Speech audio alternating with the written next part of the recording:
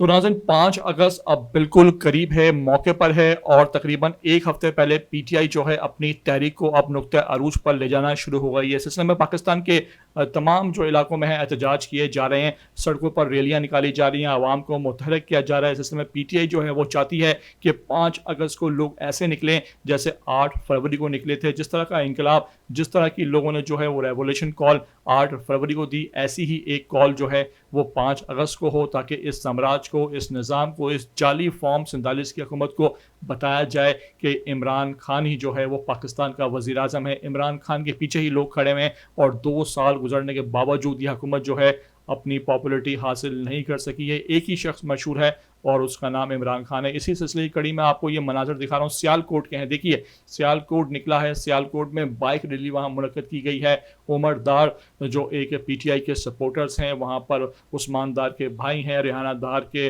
वो बेटे हैं, और इस मौके पर सियालकोट की आवाम ने भी फैसला सुना दिया है कि सियालकोट इमरान खान के साथ हमेशा खड़ा रहा है और अब भी खड़ा होगा और किसी कुर्बानी से दरेक नहीं किया जाएगा। क्या खूब ये मनाजर हैं, किस तरह आवाम में जोश खरोश है और किस तरह यूथ खासतौर पर सियालकोट की बाइक पर सवार होकर रैली निकालती हुई सड़कों पर आ गई है और सियालकोट एक मरतबा फिर इमरान खान के नारों से गूंज उठा है। आपको ये तमाम तर मनाजर दिखा रहा हूँ। आपसे रिक्वेस्ट है कि वीडियो को आखिर तक देख लिया करें। नए आते हैं चैनल पर तो लाजमी इसको आप सब्सक्राइब करें, लाइक करें, शेयर करें और कमेंट करके मुझे अपनी कीमती आरा से लाजमी आगाह ज़रूर किया करें।